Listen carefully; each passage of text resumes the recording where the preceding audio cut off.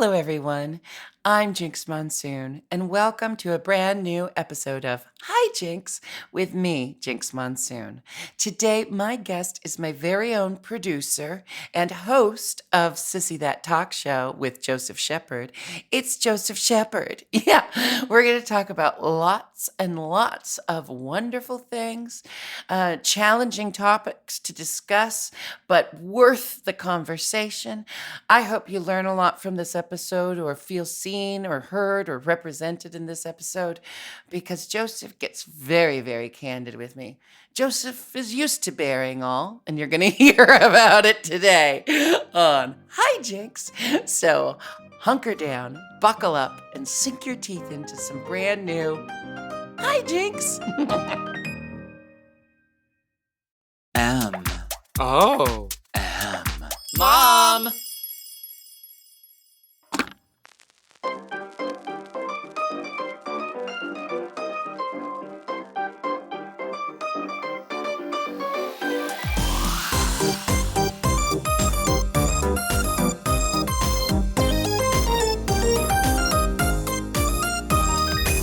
Hello, everyone. I'm Jinkx Monsoon, and welcome to Hi Jinkx, a podcast where I, an internationally tolerated drag superstar, get to interview compelling and fascinating people about how they became who they are and why they do what they do. Today, I'm going to start the episode a little differently. As you all know, if you've been listening for a while now, I have just made my Broadway debut in the long-running Chicago, the musical. I'm playing Mama Morton. It has been a dream come true. And, the experience has kind of blown my mind because you wait for something for so long, or you kind of build up anticipation for something for so long, and you convince yourself what it's going to feel like and what it's going to be like. And then you get there, and it's so much simpler, but also so much more than you could have ever imagined. Let me tell you what this experience has been like. Opening night, I was a bundle of nerves, but we had just the most amazing, generous audience, and the show was on fire that evening. Now, if you are familiar with theater, you may have heard of the term the second night curse, or the sophomore slump, or the curse of the second night. Lots of people call it lots of different things. The idea essentially is nothing can compare to the energy and love and excitement of opening night. So no matter how good the show is second night, there's just no way it can live up to opening night. And you feel like maybe it's gotten bad overnight, or you're not doing as well. You start to get insecure. Maybe you get in your head and you flub a line. Well, I am used to the idea of the second night curse, and I actively try to fight it. However, in this circumstance, the second night, of course, was very, very different from the first night, and it was really easy for me to get in my head that evening. The way that I got out of my head that evening was looking to the other people that I trust and respect in this field and seeing how calm they were. They all told me mistakes happen. We've done the show hundreds of times, and we make mistakes still to this day. Everyone reassured me that part of being a pro at doing what you do is being able to get past the mistake and not let it ruin the whole evening. Being able to kind of get over those little flubs and those little moments and still deliver an amazing show that I was proud of was something that I have had to work on my entire life. Mistakes kind of snowball for me. If I have one mistake, I'm sitting there thinking about the mistake, and it causes a second mistake and possibly a third. So it's so things can kind of, escalate in my mind and affect the rest of my performance. Something I've had to practice is staying present in the moment. Whatever trick I might use in that moment, whatever person I might check in with, changes from show to show, from moment to moment. But being present is the inevitable goal and helps me get over those funky moments. So that's night 2. The reason I wanted to talk about this today, when you dream about something, leave room in your dream for reality. I was so scared of doing anything wrong because I was afraid that to make a mistake or to have an issue would make me seem like I wasn't cut out for this. Like I just kind of fell backwards into this. And now I'm revealing that I don't actually have the goods. What I learned opening week instead is that I was able to show that I am cut out for this by how I handled the obstacles that were thrown my way. I think I convinced myself that for the experience to be what I dreamed it to be, it had to go off without a hitch. Zero flaws, zero mistakes. Everything had to be perfect the entire time. But just like I say in the holiday special to Ben de la Creme, we get to define what perfect is for ourselves. And for me, learning how to overcome certain obstacles without beating myself up, without spiraling into too deep of a depression. Trust me, I had some glum moments, and Michael could tell you that it put a little bit of a strain on my psyche, but it could have been much worse. And in the past, it has been much worse. What makes this experience perfect for me is that my colleagues trusted me enough, knowing that I would find a way through it, and that I trusted myself enough, knowing that I would find a way through it. So I encourage you to chase your dreams, and I want you to celebrate when those dreams come true. But leave room in your dreams for reality, and remember that you get to define perfect for yourself.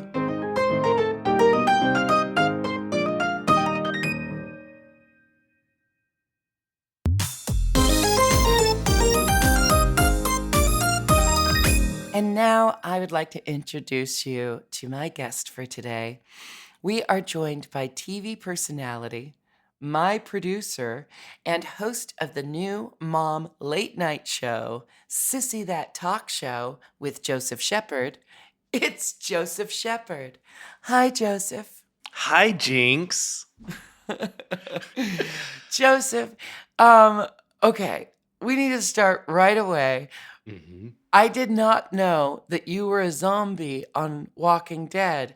You were the first male zombie killed in the first episode of the first iteration of The Walking Dead. Tell me about this experience. And how come you've never brought it up to me before? I don't know. That's kind of like one of those little things I have in my back pocket that I love like sharing when it's like random tidbits.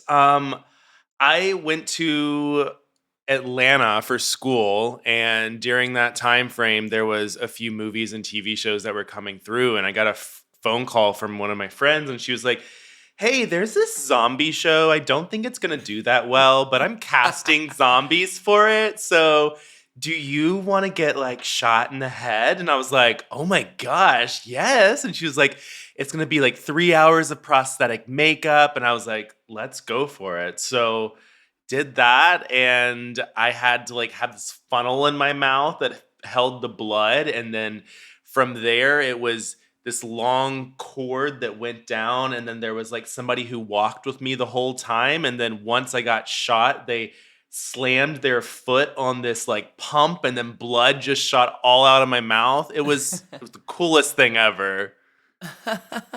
Practical effects in theater and film never cease to amaze me. Like, I am so impressed at the clever ways Mhm. people make magic happen in real life. Any other exciting or I don't know, terrifying things from the set of The Walking Dead. Did you see who played Rick? Rick. Who played Andrew the? Andrew Lincoln. Oh, he was so hot. He was Oh so my. hot. And So Glenn. good. Oh, he was so hot. Oh, the um, show was the show. everything at the time. I know. And it's so funny how quickly things can change in Hmm. what we're interested in watching. Because right now it's all witches and vampires. I mean, it's always zombies will never go away. But I'll admit, like, I loved The Walking Dead.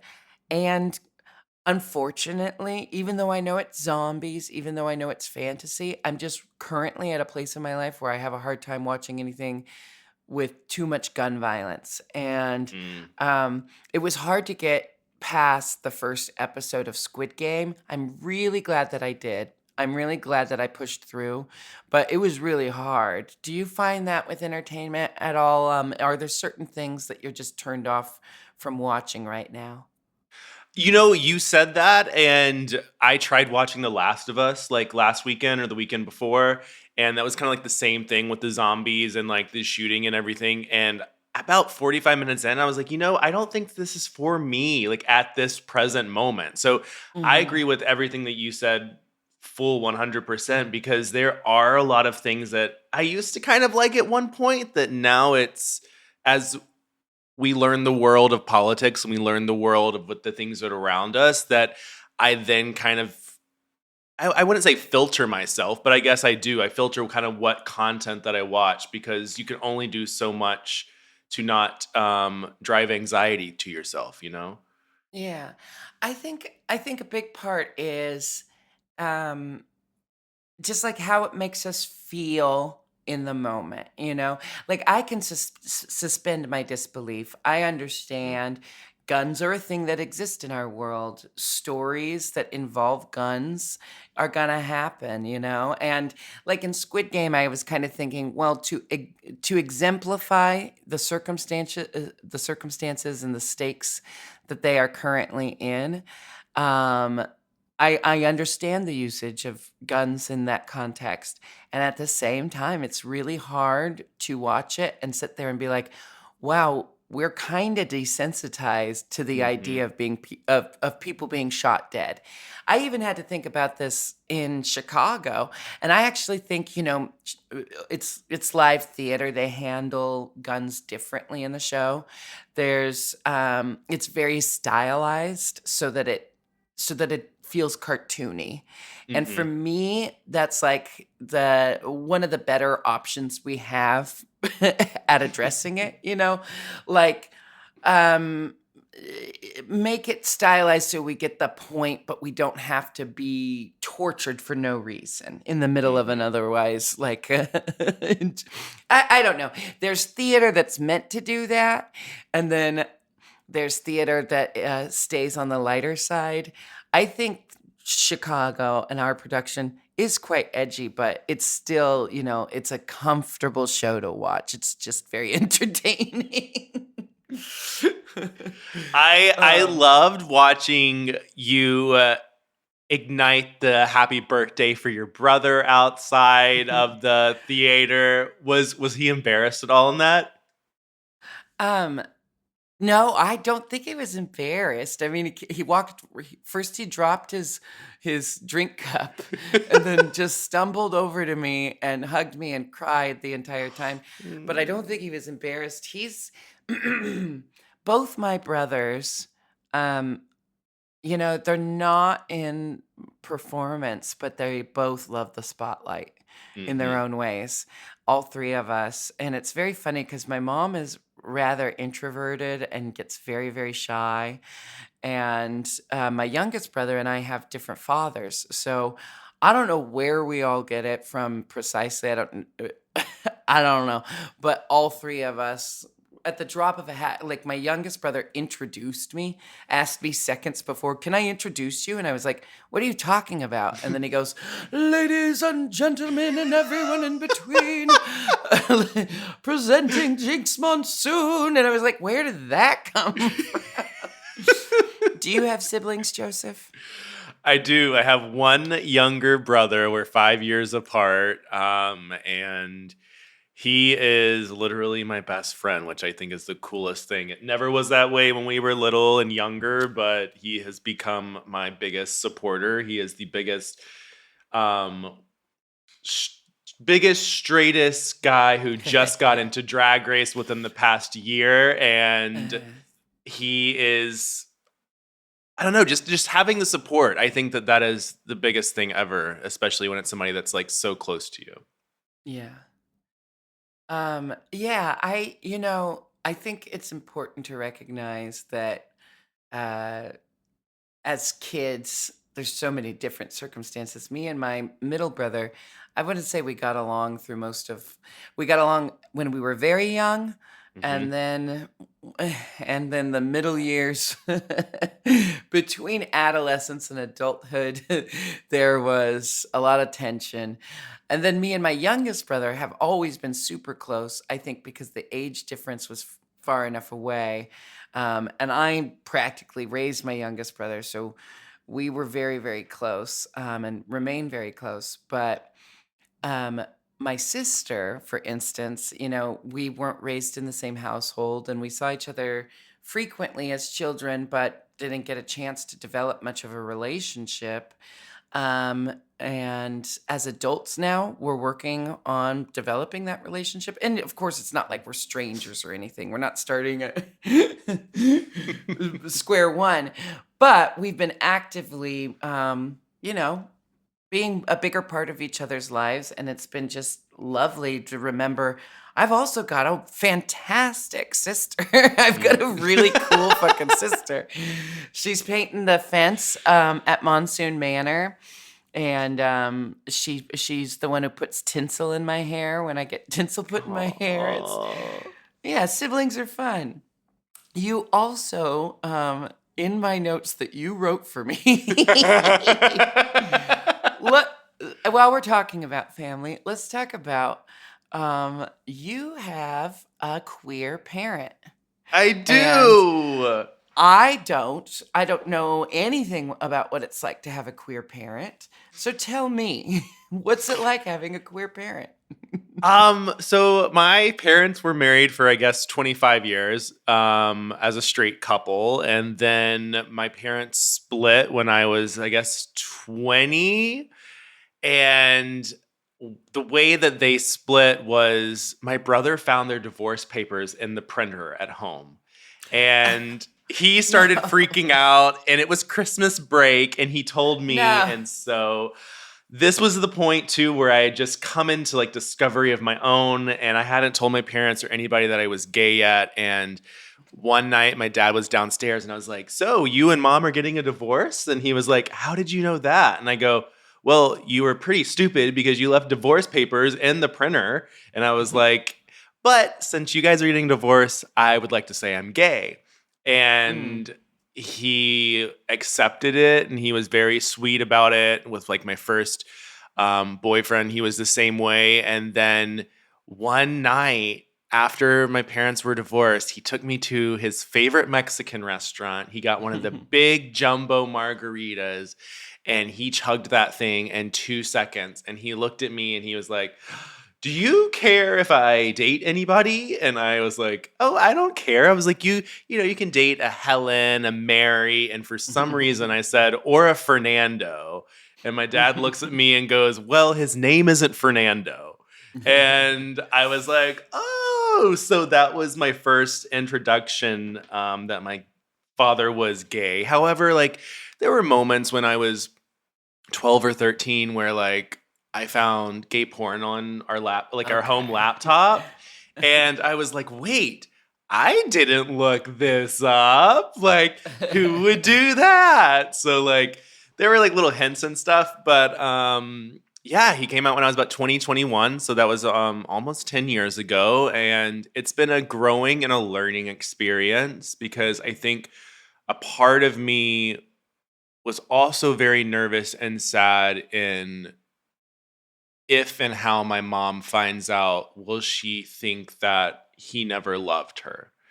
And Mm. that was just something that resonated in my heart because I love my mom to death, but it was Mhm. just like, what would that feel like? Because at the end of the day, I know that you aren't, fully yourself in a marriage for 25 years. And I know the times were completely different. So I understand both sides, but at the same time, I'm just care about, my mother and how she feels. So it kind of like was a very interesting feeling. But I think in the end, it's made us all a lot closer. Yeah. I mean, that's a very lovely story. That's I can't imagine, because I wouldn't say that I felt alone in my family. Like, Hmm.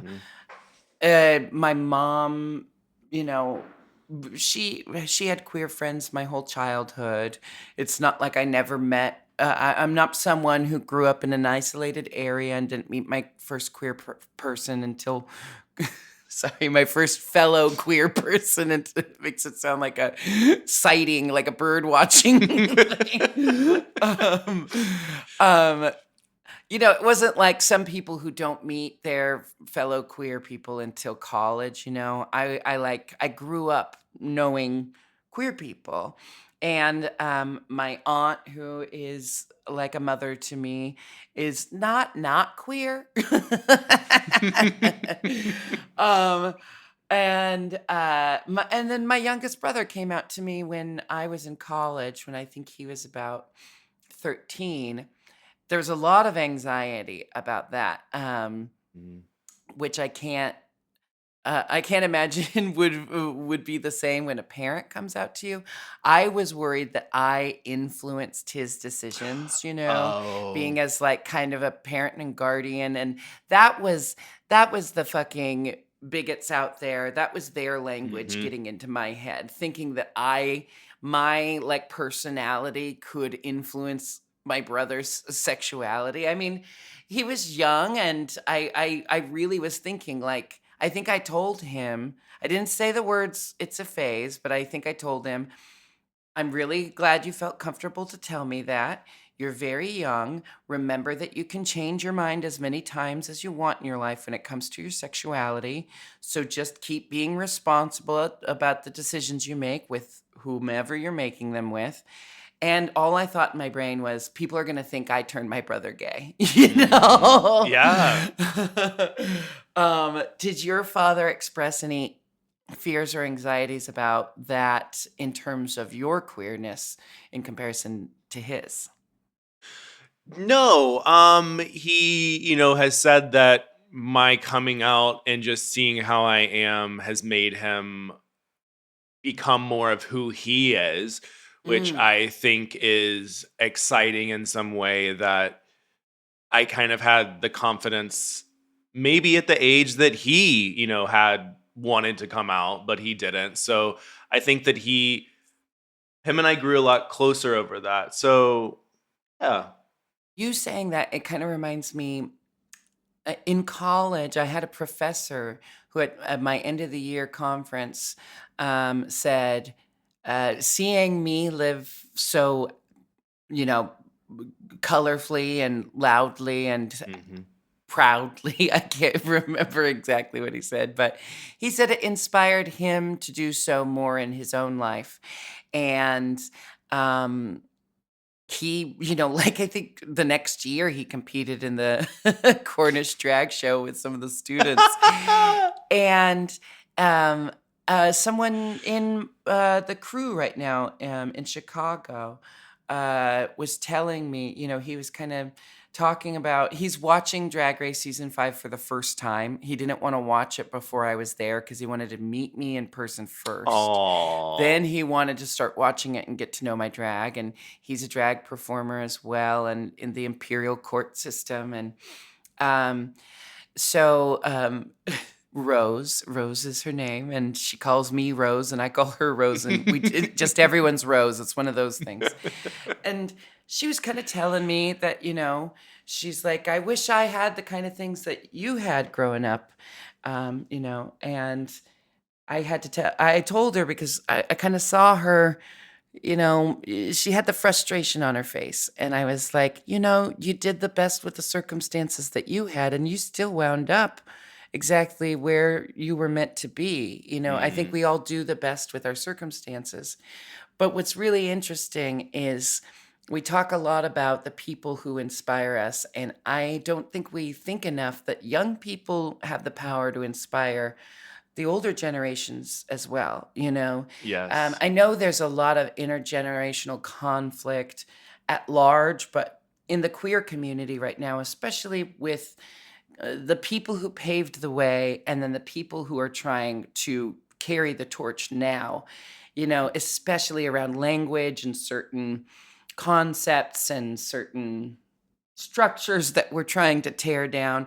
There's been friction in our community, but I think we need to also acknowledge that there's a lot of back and forth in terms of inspiration as well, and Hmm. that I mean, who are those like 5 or 6 um, gentlemen of a certain age? What are they called? The old gays. Oh, the old gays. Oh, there's. I love the It old does gays. doesn't that just make you so happy to see, like, Hmm. because they probably didn't get a lot of the things that they're doing as their content is fun to watch, like, the older generation get to do the things that they probably never thought a queer person would be celebrated doing? Yes. I mean, they met Drew Um, Barrymore. At the end of the day, I would love to meet Drew Barrymore. yeah. Do we all get to meet Drew Barrymore once we hit a certain age? Is it just like, does it Well, come hey, with Jinkx. Well, the? we need to just pop you right over to her show right across the street from wherever you are. Trust me, I've been knocking on her door every other day. Drew, open the window. There's a window. Wait. Speaking of things that are around you in New York, have you been to Empanada Mama yet? I've had empanada, mama. Don't worry. Okay, good. As long as you've had it. Yeah. So let's talk a little bit about. Oh, there was one last thing I wanted to say about having queer family members, or wanted to ask you about. With me and my brother, because of our age difference and because of Grinder being what Grinder is, um, it has been my perpetual fear that eventually we will have hooked up with the same person. It hasn't happened yet. Okay, no, um, that has not happened yet. However, my dad is currently dating somebody whose name is Joseph, and they've been dating for see, literally, I believe, 2 years. So I do find that bizarre. because of my brothers and my father, I have never even entertained the idea of serious relationships with Jasons, Jeremys, or Jacobs. And I do have a cousin, Michael, who I was raised with, who was kind of like a big brother to me. And I really fought, like, I mean, my husband's name is Michael, and it really bugged me at first, but I was too in love with him to let it stand in the way.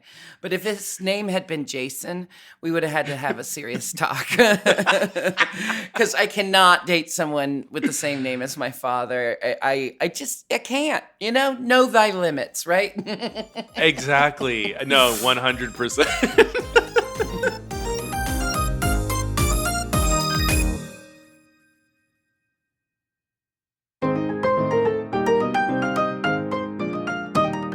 So, you were born and raised in Memphis, Tennessee, and now Oh, you live in yes. LA. Tell Yes. me about that shift. Ooh, well, Memphis was I was brought up Southern Baptist, very conservative, very all Can of the you morals and just, values. I feel like I know Southern Baptist, but can Hmm. you, like, can you just, for all of our listeners, what is unique and specific to Southern Baptist compared to other sects of Christianity?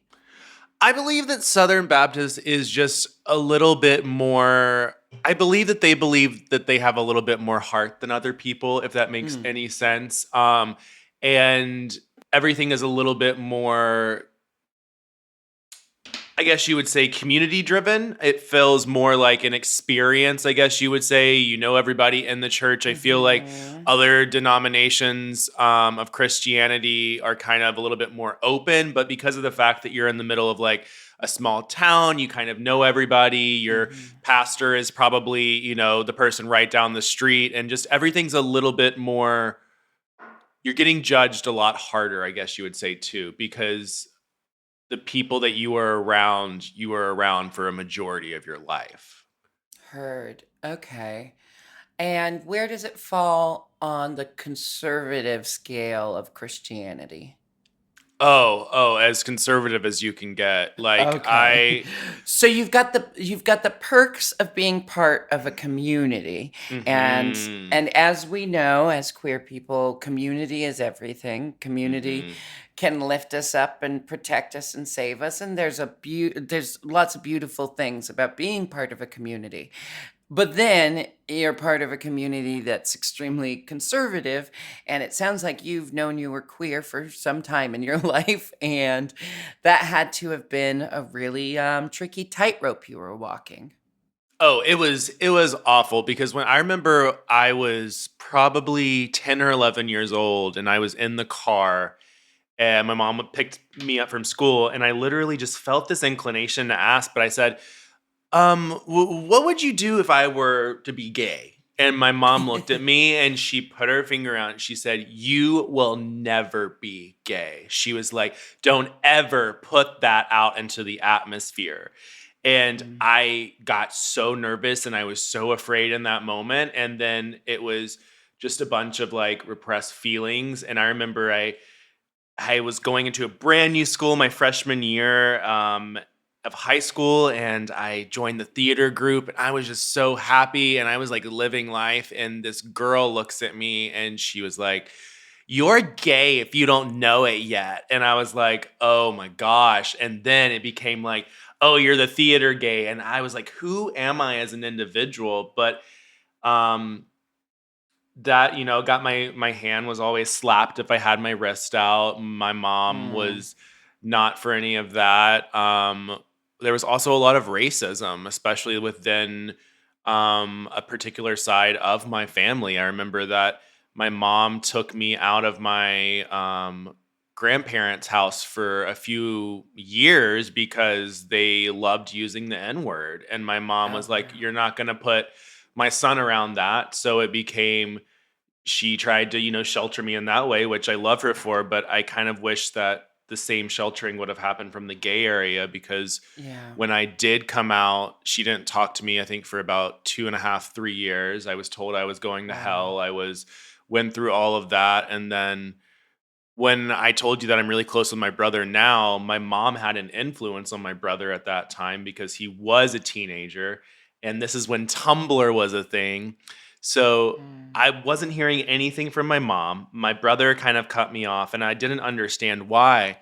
And I went online and I found my brother's Tumblr account, and he had this whole post about me and how I came out as gay and that I'm going to hell and it's the devil's mission and blah, blah, blah, blah.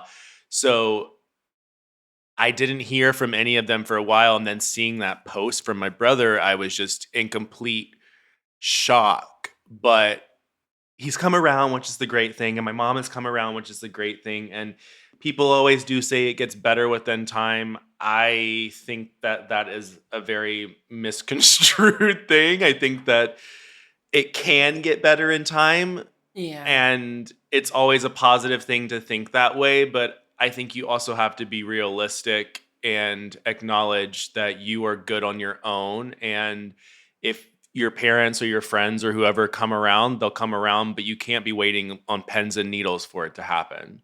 Yeah. And that's why we create chosen families, Hmm. and why community is so important. As we were talking about, I have so many follow-up questions. Yeah, go ahead. um, well, my first is, what does it feel like to have someone you've loved your whole life tell you you're going to hell?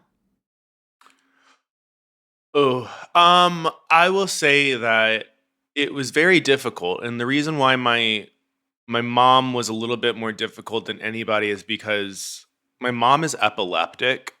Mm. And so my first big memory of my mom was I was 5 years old. My brother was just born.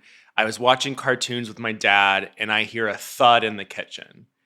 Mm. And it was my mom seizing with foam coming out of her mouth. I had never seen anything Mm. like that before, but that's the first memory that I actually have of my mom's. And then every 5 years or so, it happened again. I Mhm. remember I was 10, I called 911, and the lady on the other line was like, okay, ma'am, we'll send somebody over. And I was like, ma'am, why? Um, so the thing that sucked is that during my teenage years, the doctors put my mom on some meds that she should not have been on, Mm. which Mhm. ended up turning her very bipolar-esque Mm. and she became very gung-ho in her Christian values. Mm. And it became so, so, so much stronger. And I kind of lost the mom that I grew up with, which hurt me. And then hearing her tell me I'm going to hell and I'm not going to be good enough and that I've changed. Oh, if I heard the word that I've changed any more times, I was like, I haven't changed at all. I'm the same person. But it Mhm. absolutely destroyed me. It destroyed me because you are so close with somebody and they're the people that love you first. They're supposed to be the people that, support you and love you and, give you that acceptance. And I think that I was searching for that acceptance, but I wasn't getting it, which made me come down a lot harder on myself. Yeah. I find this thank you for sharing. First of all, Of thank you for course. sharing your experience, and I hope that anyone listening who's been through a similar experience feels a little bit less alone after hearing your story. Um, I was talking. I don't want to spill anyone's tea, but I was talking with someone recently about someone in their life who had been a protector and taken care of them. And then when they came out to this person, feeling safe with this person told them they were going to hell. And it's really stuck with me. And I just think about, I've been very, very lucky. I mean, no one I care about has told me I'm going to hell. And I don't even know at this point in my life, I don't know that I believe in hell. I don't know. I haven't fully, I'm fine not knowing what happens after. Hmm. I'm kind of like that's where I'm at. I don't know what happens after, and I'm fine with that. And I'm not on a quest to, excuse me, and I'm not on a quest to figure that out. But I do remember when I was kind of indoctrinated by the concept of hell and indoctrinated by the religion I was raised in. And I was dating someone who was completely atheist. And one night I told him I was sad because if everything was true, his disbelief meant he might go to hell and then I wouldn't see him in heaven. And he laughed at me and he said, "Well, I don't believe in hell, so that doesn't mean shit to me." Like he was very much like that about it. And I kind of realized then and there, like, oh, that's not really a nice thing to say to someone, Yeah. Like I realized in that moment, and I'm so glad it wasn't worse or more traumatic, but I bring all this up because if you are someone listening right now, if you have ever told someone they're going to hell at a time when you believed in hell or they believed in hell, I highly encourage you reach out to that person and apologize, Hmm. especially if you're a parent. If you like I could never understand how a parent could turn on a kid over something like their sexuality. Hmm. And and then hearing your story, I can't understand why a person could be able to see that racism is wrong, but homophobia somehow is fine. Correct. It's really hard for me to get in. I want to understand how someone could be okay with that hypocrisy in themselves, and I don't understand it, but I ask these questions so that I might be able to better understand it. But all of that said, I'm really glad things are on a different page with you and your mother and you and your brother. And I certainly, from working with you and knowing you, I don't feel like you hold back any of your queerness today. So I'm glad, I'm glad that it didn't prevent you from following the life and career that you've had. Speaking of which, we know you from your work on the Mom Network. And I'm sure many people remember Exposed. Yes. That was when you and I first interacted, that Mm-hmm. lengthy, candid interview that also, oh God, that stupid fucking lip sync story.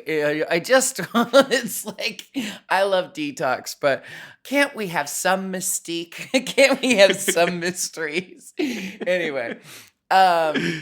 So before your work in the recent queer entertainment realm, you've also worked on The View, Rachel Mm-hmm. Ray, The Bachelor. What jobs did you have on these shows, and what were those experiences like? Rachel Ray was my first experience in, I guess you would say, professional television. I interned at Rachel Ray, and that was a wonderful experience until the very end. And there was some issues which I've gone to figure out. A lot of the issues that I have had in any type of job have been resulted in, I guess you would say, as kind of like once I figured out that I was autistic, the reason why I was getting in trouble at jobs made sense to me. Mm, So mm. there were certain social situations and social cues and things that I just got in trouble with at Rachel Ray, which I just had no idea about. Can Um, you cite one that you feel yes. comfortable sharing? So at Rachel Ray, of course, since we were interns, we were assigned different jobs, and one of the jobs is every Tuesday we would have to get all of Rachel's mail and go through the mail and see like if there's anything that they potentially want to feature on the show, or if it's going to Rachel, or if it's getting like thrown out. And I opened this box one day, and there were these there were these honey bear jars, and this Uh-huh. lady had painted them and made them into coin banks. And I thought that they looked hilarious. And so what I did is I took them and I started placing them into actual producers, executive producers, putting them into their desk. I don't know why I thought that this was funny. And I was just like, I put these things into their desk. And then this was the time that Vine was around. And I thought it would be the greatest idea to have this bear jar come up over the toilet. Don't know why.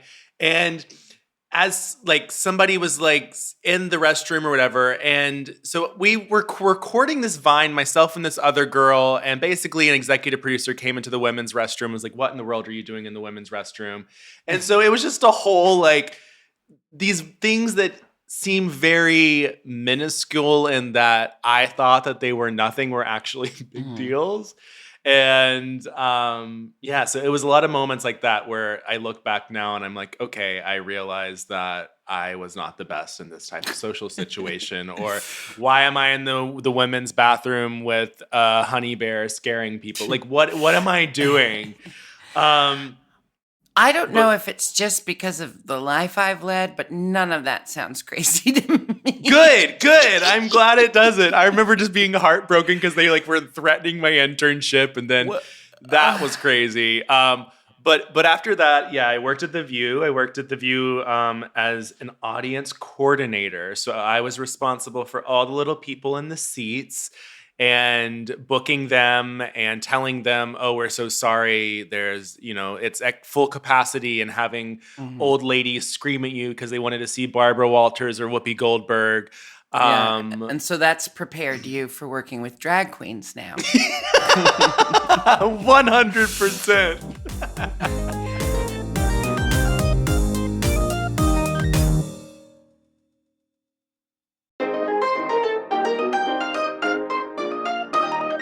Let's talk about your diagnosis of autism spectrum disorder. Mhm. You were diagnosed at age 29. which Yes. you've had some life under your belt at that point. Yes. Tell me what that diagnosis did for you and how it's impacted your life since your diagnosis. I was diagnosed because back when COVID started, my boyfriend and I moved in together. And he just started noticing a lot of the habits and the way that I kept myself and how quiet and to myself I was. And I would have tantrums. And there are all of these moments. And so we went to Palm Springs with some of his friends. And I'm not a person for big group situations. And I felt in that whole trip to Palm Springs, everybody else was choosing something to do. This person got to choose the food. This person got to do this. If we had an activity, it was this person's idea. And I felt like I didn't get any ideas in. Mm. And I randomly one night was like, let's all go skinny dipping in the pool. And I dropped all of my clothes. I ran out into the pool. I jumped in and nobody joined me. And I threw a bitch fit. Like I Oh was my I was in the pool. I was like Naked. crying. Yes, I was naked in the pool crying.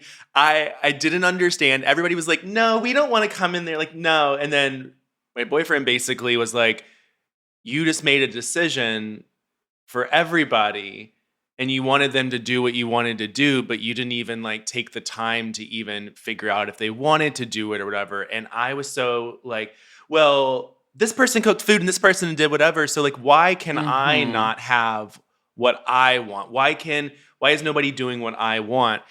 And that turned into multiple tantrums and multiple moments. And then he watched an Amy Schumer documentary, and Amy Mm. Schumer's husband is on the spectrum, and he started noticing that every single fight that we were getting into, or every single moment that didn't make sense, was extremely relatable to him, being Amy Schumer and myself being the husband. So he was like, "I'm not trying to be rude and saying anything. I think that maybe you should get checked out. I do think that you potentially could be on the spectrum." And Mhm. so I didn't take it well at first. And then after that, I went and got tested, and it was a long process and multiple interviews and different types of tests and things that I had to do. And then I was diagnosed, and I remember standing outside of the doctor's office and just bawling my eyes out because I felt like I, for the first time, could understand who I was as an individual. I think that I had understood who I was as a gay person. And I think I understood who I Mm. was like that, but I had never been able to actually relate to myself and be like, you know what? This is who I am. Yeah. And once I started looking more into it and watching more videos, even of just social media people who have autism as well, it was just nice seeing somebody being like, oh my gosh, I relate to you, because I have never in my life like kind of Yeah. looked at a TV show or movie and been like, I relate to you. So having those moments has just been, I guess, I've been like gobsmacked. It's been amazing just being able to finally feel comfortable in my skin, I guess you would say. That's really wonderful, Joseph. I'm really happy to hear about that experience for you. Um, so many things come to mind while you were talking, and I'd like to share some thoughts if you don't mind. Yeah, go Because I ahead. feel like I learned a lot, and I can see parallels between this and other situations that have nothing to do with autism, but have everything to do with knowing yourself. First of all, I want to say thank you again for sharing such a candid story. For anyone listening who needed to hear that or benefits from hearing another person's experience so that they know they're not alone in what they've been through. So thank you, Joseph. Of course. Um, I have someone in my life, again, not spilling anyone's tea, who wonders, I think a lot of us, when we hear about things, our first thought through our head is, I wonder if that applies to me, Hmm. And in most cases, if you have the wherewithal to, like it's the thing my therapist has said to me. if you're worried about being a sociopath, you're probably not a sociopath. I'm a little bit of a hypochondriac, so it's like every session I'm like, do you think I'm this? Do you think I'm this? And oftentimes the answer is, if you are this concerned about it, chances are, you're not actually dealing with it. But you can always look into things, and you can always keep an open mind about what might be leading to certain things in your life. But a friend of mine has a hunch or a theory that they might be on the spectrum. And they also said, well, I've gotten to this point in my life. If I am, it's not going to change anything to know that I am. Um, and I kind of agreed with them. I was like, you know, yeah, if everything's working, what's going to change if you know this thing or not?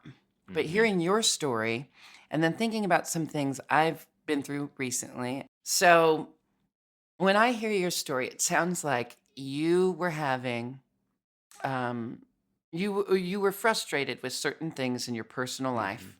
You looked into something, and now that you have the knowledge that you are able to incorporate this into your life so that this quote unquote obstacle can be worked with rather than against. Yes. And I 100% exactly what you said. And I also think that at the end of the day, it's also nice to be able to understand some things. Like, I always hated going into social situations. I'm a very big introvert. I don't like being around the pressure of all of that. I don't like being in those settings or situations, but a lot of people viewed it as me being bitchy or me being, Mm. I don't want to go. And now having this diagnosis, I can understand, and other people can understand too. Hey, you know what? He's not being a bitch. He just is X, Y, and Z, or his social meter's out for the day, or he's not going to be able to do this, but he'll gladly get back to you or text you or figure something out. And I think that having those moments, just having a diagnosis to be able to understand yourself more is the most important thing. Yeah, I was nervous as hell getting it. Like you just said, you were nervous going to the doctor for, you know, your vocals. You always expect the worst, or you expect, hey, you know what, that answer is not going to help me. But it can, and it normally does. That's lovely, Joseph. Um, yeah, I think if today's episode had a theme, it would be know thyself. Hmm. And obstacles don't prevent us from doing what we want to do in life. Would you say you're happy where you're at? Oh, 100%. And I will say, to do a full circle moment. You started this show saying how you can get into a moment and it may be the biggest dream or something that you have, and you need to be present. You kept saying the word present. Mhm. And I have this new show out, and I'm very excited about it. But it was a moment where I was sitting at this desk for this late night show, and Katya was sitting in a chair. And Katya was one of the first interviews that I ever did. And she turned to me and she said, "So, what does it feel like?" And I Mhm. said, "What do you mean?" And she goes, "Well, when you interviewed me 3 or 4 years ago, I asked you, what do you want your dream to be? And you said you wanted a late night show." And she said, "You're here right now and you're doing this." And she goes, "What does it feel like?" I had totally forgot. Like, because my vision of things change as time goes. And, you don't Yeah. see things really the way that they are. And in that moment, I was like, she remembers she said this to me. She remembers the exact answer I gave. And yes, I am living this right now. I need to be present in this moment. Yeah. And literally, that I was like, took a step back and I was like, thank you, because I really needed to hear that in order to really respect and really appreciate where I was and where I am in this moment. Yeah. Yeah. I think so much of life and adulthood is learning that everything's not how you imagined it. Hmm. Nothing is, like nothing. Marriage isn't like how I was told it was going to be Mhm. growing up or what I thought it was based on media. My job, I love my fucking job. This is the job I always wanted. And lately I've been getting to do it at its fullest potential. I've been feeling like I've been doing my A+ work. And even still, none of it is what I thought it was going to be as a kid. It's so much better because it's so much more real. Like, what's better about it is that it's not easy and Mhm. it doesn't come naturally. It takes work, and the work helps me appreciate the moments like you were just talking about, especially lately when as someone who is, really loving being sober from alcohol and really feeling like I have the best tools in my life more than ever before to be present in my moments and be present in the celebrations of my life. It's taken work, and it's taken a lot of work. But the work is why I feel so good now. If it had Mhm. just happened by accident, think of the things I wouldn't have learned. If things had happened any sooner than they did, maybe I would have been still drinking when these dreams came true, and maybe I could have not been appreciating or taking it Mm. for the experience that it is. And for me, alcohol was preventing me from being present, but that's not true for everyone. But I bet we all can think of things that stand in our way of being present. And I bet most of us would agree that screens are a big part of that, our Yes. telephone. So I'm going to wrap this conversation up with letting you all know that the do not disturb feature on your smartphone can be your best friend at Yes. drawing boundaries. I am so serious. It's I mean, like, it's not always easy to say, I need to take this time without any incoming information, Mhm. But when you give yourself those breaks, it makes such a fucking world of difference. Our phones have conditioned us to be okay with being able to be reached at any single moment.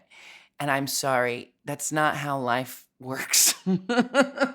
You need to have time where people just leave you alone. Whether that's you to have alone time or time with a partner or time with a friend. I encourage everyone, take the time to just do one thing and put your focus on one thing, whether that's yourself, another person, an activity, a hobby that doesn't involve your phone, or even if it is screen based, maybe it's a video game that helps you relax. Um, I'm obviously a huge advocate for video games. That's what I do. Audiobooks, another wonderful thing. Yes. What's really easy? Drying flowers. I find that very meditative. Wrap them up with string, hang them upside down, you're done. Um, Joseph, I've really enjoyed our conversation, and I really want to thank you for all the work you do. It has not been easy in the last 6, 7, 8 months for us to keep this podcast going, but damn it, we've done it. And you are just always so gracious and patient and joyful with me. And I cannot wait to be a guest on Sissy That Talk Show with Joseph Yay. Shepard as soon as I possibly can. And congratulations once more. Thank you. I And I see here in just want my to. what? Oh, What? You what were you? go. You Oh, no, go. I was No, just going to you say, go. You go. you go. No, I just want to say thank you too, because I think at the end of the day, you're such a delight to work with. I love it. I love working with you. So talented. And it's just also been so cool to see your whole trajectory from where we started pandemic to then All Stars to now Broadway. It's like, okay, what's next, Miss Jinx? But it's been really great seeing your dreams come to life and come true. And I'm just so proud of you. Like literally, I'm like, I'm gonna need to get my ass to New York before March 12th. Is it the 12th? March March 9th? 12th is Yeah. currently my end date. So yes. Yes. Yes. And people keep asking. I don't skip matinees. I do absolutely every show that I possibly can. I've, like I said, I went to the doctor. I've been being very mindful so that I can sustain myself through the performances. I can't promise I will be in absolutely every show because we know life happens. But I am trying my very best because this has just been such a joy. And when so many people have said to me they are so happy to see my dreams come true. And this is a phrase that just kind of keeps Mm-hmm. being said in my life because it is. It absolutely is. There's no way to call it anything else. A very, very big life ambition and dream of mine has come true in a really astounding way. And I say this at the stage door when I meet the fans after every show. And I'm saying it right now, and I mean this as earnestly and sincerely as I possibly can. I truly believe this was a group effort. And I mean that as in the people who have supported me throughout the years. I've come to New York with original shows with major scales for the last 10 years. Peaches Christ and I have brought shows here. I've done so much in New York, and the audiences never stopped coming. The audiences were loyal. It makes me feel good about knowing what I've put into my work over the last 10 years, knowing that I gave enough along the way that people kept coming. I have audience members who came to the first showing of the Vaudevillians and Laurie Beachman, who were there opening night on Broadway. I feel like this is a group effort because our community celebrates its own and supports its own. And this wasn't just me, Jinkx Monsoon, living out a dream. And I feel very, very honored to get to be this, but it was also a lot of other things. It was also a drag queen playing a cis female role on Broadway. I've said a lot about how Peppermint was the first trans woman to originate a role on Broadway. She was the first of the Drag Race Sisterhood to play on Broadway. Um, I want to also give a special shout out to Alexandra Billings, who is a fantastic advocate, speaker, actress. She played Madame Morrible on Broadway. So I believe she may have been the first trans woman to play a cis female role on Broadway. And I feel so happy and fortunate and honored to get to carry this torch and hopefully pass it on to the next person to take us another step forward in uh, inclusivity, representation, and sirens blaring outside my window. I'm so sorry. Oh, and of course, because I'll beat myself up later if I don't say it.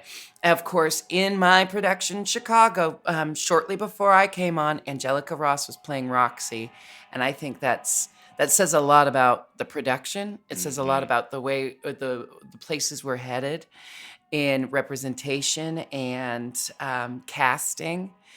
It just feels like a magical time to be joining this industry as sirens blare outside my window. Joseph, I have loved this chat. You have listened to countless people give the answers to the compulsory Dun, dun, dun. questions. Have you been thinking about this your whole life? Yes, this has been my biggest moment. I'm waiting for this. Been thinking about this. Well, then let's do it. I can't wait to fulfill this dream for you. We're watching Joseph Shepard live his dreams right now. Joseph, who is your celebrity crush today? Ooh. I would have to say for some reason, because they are just stuck in my head, it would have to be Harry Styles today. I don't know what it is. There is something about him today that I just feel like that's the moment I'm feeling. I'm sure I've talked about Harry Styles and the whole issue of gay baiting before, but I feel like Harry Styles is a special case because is there gay baiting happening? Absolutely. Is Harry Styles a true ally? I believe so. Two things can be true. I think the fact that one of the most beloved, hunkiest, sought after pop stars of our era is, happy to transgress gender norms. I Mhm. think that's we got to take that as a win, even if there's elements of problematic gay baiting, queer baiting there. I did a whole monologue about this in my holiday show, mostly for laughs. But if you wanted to know how I really feel, um, I feel like two things can be true, and the pictures of him in that pink tutu and the white tights, probably one of the sexiest things that exist. I don't know Yes. why that really does it for me, but it's the pink tutu. There's something, and then just know he's so masculine in it, but he's wearing a Mhm. pink tutu. It really floats my boat. So I'm gonna say Harry Styles is my celebrity crush today. I'm also gonna say James T. Lane, who plays Billy Flynn in Chicago. I am just loving this cast. I can't say enough wonderful things about this cast, but James T. Lane came on at the same time as me. We had some of our rehearsals. He took over Billy. He's been in the cast before. He was in the male ensemble, and I think he's done swing and cover roles. He's played Billy Flynn in other productions. I believe this is his first time playing Billy Flynn in this production, and he's just incredible. He's incredible. Um, and generous. He has these little moments throughout the show where no one else can see, but he gives me a little wink or a little nod. And it really keeps me in character and keeps me, what's the word? Present. Present. Next question, Joseph. Are you spiritual?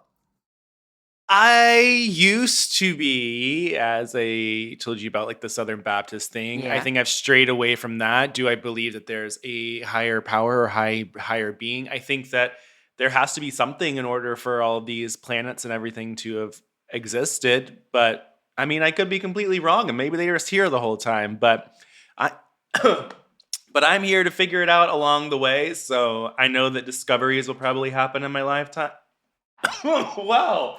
I guess the alien gods don't want me to speak. The spaghetti monster is silencing you. Yeah, but I think that we'll learn more within our lifetime, but we won't know all the answers. But I do think that there has to be something. Yeah. I mean, people are always freaking out about spoilers. Like, you don't want spoilers, then stop trying to figure out what Yeah. happens next and wait for it. Okay, Joseph, are you ready for the final question? Yes. This answer better fucking blow my socks off, okay? Oh, okay. What is your go-to karaoke song? Stupid Hoe by Nicki Minaj. I'm assuming that's the one that goes, you a stupid hoe. You a stupid Yes, hoe. yes. You a stupid hoe. You a stupid hoe. You want to give us a section of your favorite lines to sing? It's always just the rap. It's I get it cracking like a bad bag. Bitch talking she the queen, but she looking like a lab rat. I'm Angelina, you Jennifer. Come on, bitch. You see where Brad at? And then I just go all at it. And do you do it fully nude after you've suggested Suggest everybody skinny dip? Yes. Would not be surprised. Joseph, thank you so much for being my guest. Of course, you can catch Joseph on Sissy That Talk Show with Joseph Shepard. You also, you're a producer at the Mom Network. You work on multiple shows. What else would you like to promote? Ooh, I just really want to promote the Sissy That Talk Show. It's great every single Tuesday for the next, I guess, 2 months. We have a great guest lineup. We have Cornbread, Adore, Willem, Alaska, Tammy Brown, Monet. Katya is the first episode that comes out today. So I guess if you're listening, this is Wednesday, so it's already out. It's just a chaotic, fun late night show. Like everything is very random, very Z-Way meets Eric Andre. So I'm just excited to bring something a little different to the drag fans and the drag community. I love it. And I have such a crush on Eric Andre. So Ugh. I love the Eric Andre show. And I've said it before. We just need more queer versions of things, Like, I don't care if something feels similar to something else, or if you can tell that it was inspired by something else, when it's like, okay, and now we have a queer version for people. Yeah. If you liked this style of talk show in other contexts, well, get ready, because now we got a queer version of Yes. it. And I just love that. I think we need more options for everything. That's Exactly. what I love about living in America. You can choose from 45 different fucking cereals to eat in the morning. Why not have 45 different fucking representations on any given network at any given moment? Yes. Anyway, Joseph, thank you so much for being my guest today, and great job. I think I'll keep you. Oh, thank you. Your audition process is finally over. It's only been 2 years, but you got the job. Thank you so much. And thank you all so much for listening to Hi Jinkx here on the Forever Dogs and Moguls of Media Network. My name is Jinkx Monsoon, and we have new episodes every Wednesday, so make sure to search for Hi Jinkx on your favorite podcast app and hit subscribe. You can follow me at The Jinkx on Instagram or at Jinkx Monsoon everywhere else. And I'll see you next Wednesday for some more Hi Jinkx.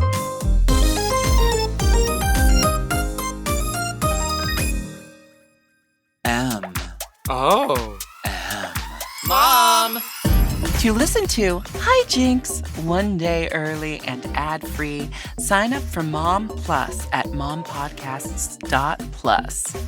Hi Jinkx is produced by Moguls of Media, aka Mom, hosted by me, Jinkx Monsoon, and produced by Joseph Shepard. Editing and sound design by Will Pitts, executive produced by Willem Belli, Alaska Thunderfuck, Big Dipper, and Joe Cilio.